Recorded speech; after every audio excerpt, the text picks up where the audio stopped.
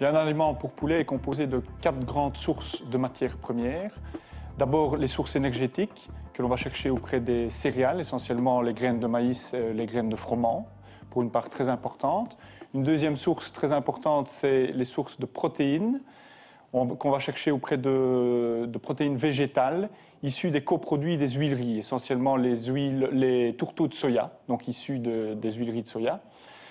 Parfois, pour compenser, on fait quelques ajouts d'acides aminés de synthèse pour compenser les carences en lysine, méthionine et thréonine.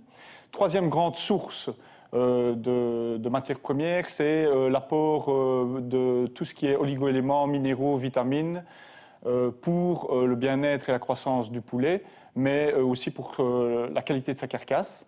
Donc c'est des prémélanges de calcium, de phosphore, de vitamines A, D, E, auxquels parfois on ajoute des facilitateurs de digestion, des enzymes naturelles.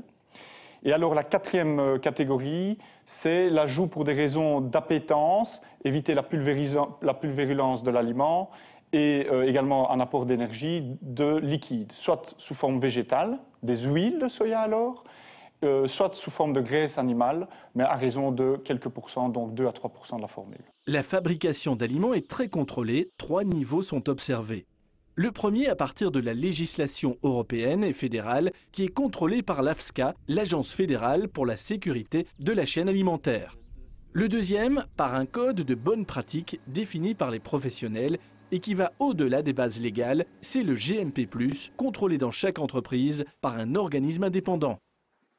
Le troisième niveau, c'est la profession elle-même qui a développé un plan sectoriel de contrôle de toutes les matières premières et développe plus de 2000 analyses annuelles pour l'ensemble du secteur.